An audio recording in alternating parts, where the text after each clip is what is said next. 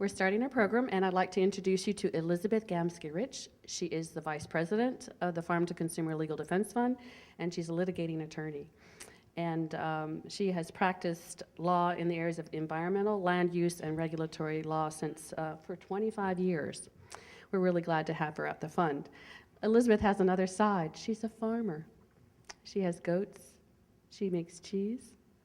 And she's been living on a 40-acre farm since 1995. And her goal, as she states here, and I'll read it to you, is to produce as much of her own food as possible, as her 25 years of experience with the governmental agencies charged with protecting our food supply has led her to the conclusion that she is not protected. So her lifetime experience as a farmer and attorney makes her a perfect person to share some insights into this topic, and it is how to protect your farm and farmer in the event of a raid. Elizabeth?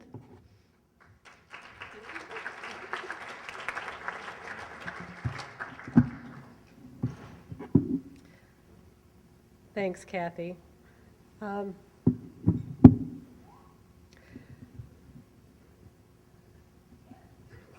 The basic message I have for you tonight is that we are at war. It is a real war.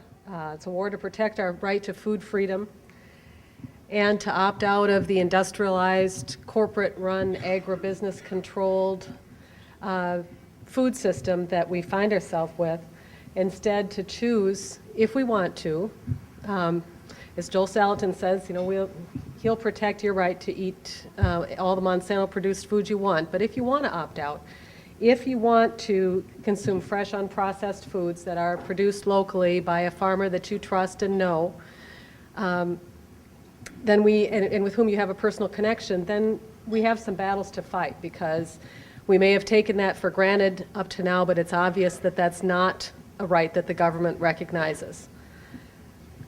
So apparently our position that we want to consume those fresh, unprocessed foods and opt out of the agribusiness food supply is controversial.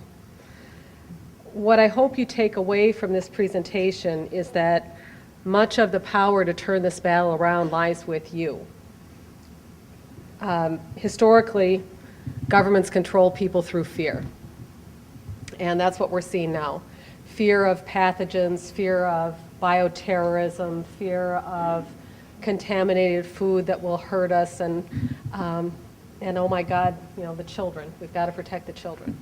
So this is the kind of fear-mongering that is going on and that allows the government to maintain control of our food supply. It's what's been done for do you want me? Okay. But by using heavy-handed enforcement techniques, you've heard a little bit about that. Some of you are new to the issue, I know, but what you'll see in Farmageddon is that since 2007, there's been armed raids. The government officials approach with assault rifles to put farmers in handcuffs. They infiltrate buying clubs as if it was a drug ring of the 1970s. They conduct surveillance, very expensive surveillance operations, using helicopters and classic black cars driving up and down farm lanes. It's been going, it continues, a massive expenditure of resources and personnel to vilify raw milk and to shut down our family farms and small cheese-making operations. So that's what we're up against, and as consumers, we need you to stand up. We've been, unfortunately, far too complacent for far too long. And if we don't stand up to say no more, then we are going to lose the right to consume the foods of our choice. So in terms of what's been happening around the country and why, the FDA has a publicly stated position that it intends to eradicate raw milk sales and raw cheese. They are attacking the 60-day rule ostensibly and trying to push it to a 90-day rule that's for aging raw milk cheeses. But on their website, they state that they think that any raw milk cheese is unsafe, and in their world, they would like to eradicate all raw milk cheese, and certainly raw milk. That's the goal. We've conducted, through the Legal Defense Fund, and we've conducted open records requests and review of government records to find emails and notes that confirm that what the government is after is, well, the FDA has gone to states and they set up phone conference calls with as many as 9 FDA agents, including 2 attorneys on the phone and multiple state agency representatives. Sometimes there's as many as 30 or 40 people on these conference calls discussing various plans, which farms are we going to target and how are we going to go about it and should we pursue it criminally or civilly. One of the notes said, well, they thought maybe civil was better because if we do criminal charges, there could be a jury trial. Bad for us, the government. So these are the kinds of things we find in their notes and their records. It's an obvious agenda, and the notes have indicated that the FDA has said, we'll help you financially, we'll provide backing for your investigations and your surveillance, speaking to the state governments. So we're up against some big money and quite a bit of power and relatively unlimited resources.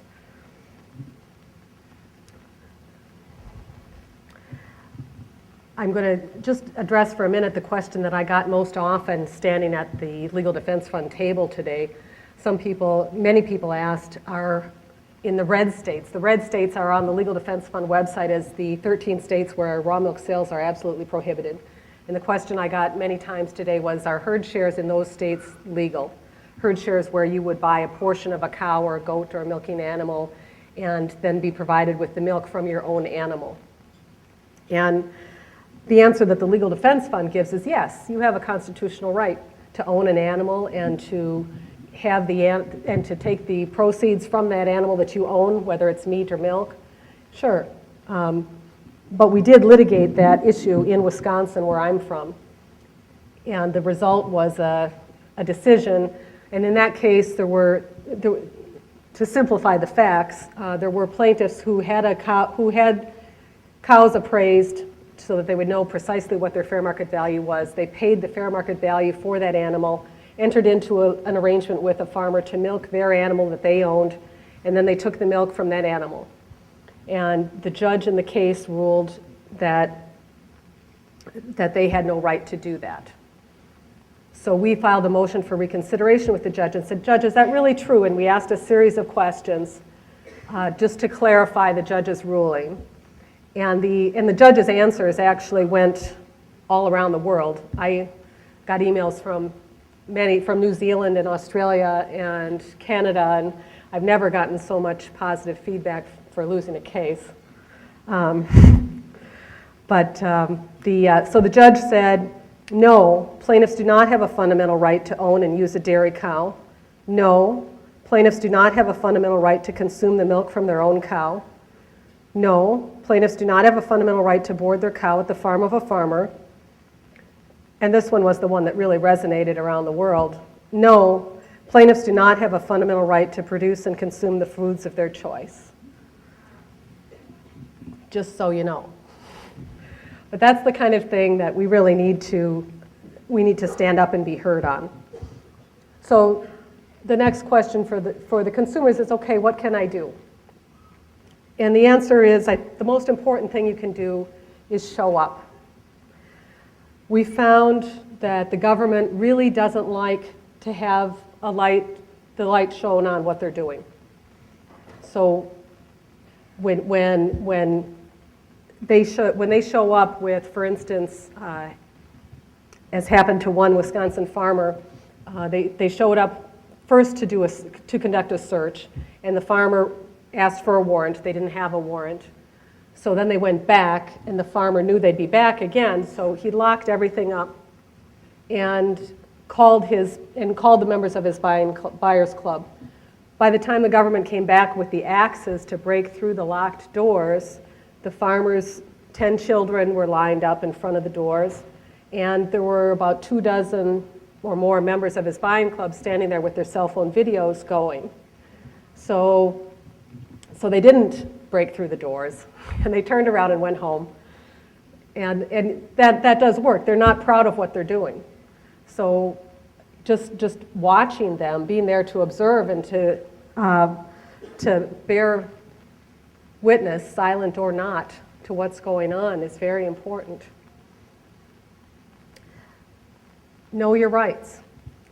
I don't know how many of you have read the Constitution and the Bill of Rights lately, but read it. Read it and carry a copy with you wherever you go. And don't consent. Much of what the government gets away with in terms of behaving in a manner contrary to the Constitution, they do because we don't object. So the government may be required to get a warrant to conduct a search and seizure, but if you consent to their presence or to their search, then they don't need the warrant. So when I give workshops sometimes on this subject, and I have people practice, because most of us are law-abiding citizens. The farmers and consumers are law-abiding citizens. We're not used to saying no to someone with a badge. We're not used to saying no to authority. So people have to practice with me in my workshops. I say, practice, say this: I do not consent to a search of my person or my belongings. And you have to say that, and sometimes I say, go home and say it to the mirror several times. Because when you're faced with somebody with a gun and a badge, and he tells you, you don't have anything to hide, I can take a look in here, right? You have to say, no, where's your warrant? And it's kind of scary, but we have to do it. We have to stand up and do it. Because the Constitution gives us rights, but only if we assert them. We can give them up. We can waive them, all of them. And we do that too often. Be sure you have a video camera. They're pretty inexpensive. And we've found that they're pretty intimidating to people in positions of authority, especially when they're behaving in kind of a heavy-handed way. So when you hold up that video camera, or better yet, when 50 people hold up that video camera, we found that the behavior of the authorities is sometimes different than when they're doing it in the dark. You can offer to be the public relations coordinator for your farmer. We have ways of replicating the Amish bell ringing to bring everybody in, and when that bell rings, show up. Once again, you show up with your video camera, show up with your voices, and come. But make sure that that's coordinated. Your farmer is farming. He's busy, especially now. So offer to set that up and get that system in place. If you have technological ability, offer to help your farmer set up some sort of contingency plan, because what we found is that computers, books, records are routinely confiscated, sometimes for extended periods of time. So it's important to keep that in mind, plan for that, and back up your data. The best way would be to back it up to the cloud. But it's nice if you help your farmer with that. Most important there, though, is to be there. Be there with your eyes, be there with your ears, be there with your voices, be there for your farmer. You have to show up for everything. Show up for the attempted search and seizure, show up for the attempted embargoes, show up for the court appearances, all of them. There's a lot of them usually. There'll be an initial appearance, and then there'll be an arraignment, and there will be a plea hearing, and there's many hearings. And I've found that it definitely has an impact when those courtrooms are packed with 100, 150 people. I think that the judges pay attention to that, and that the judges are going to read the documents very carefully and evaluate the case very carefully when there's 150 pairs of eyes watching. It really does have an impact. We're all busy, but I do think that it's critically important that we make time for this, that we make time for our farmers, that we make time to support our farmers through this crisis, and it is a crisis. Our freedom, our food supply, and therefore our very lives and our children's futures are on the line. And it's very important that we support our farmers, because our children's futures do depend on it. Thank you.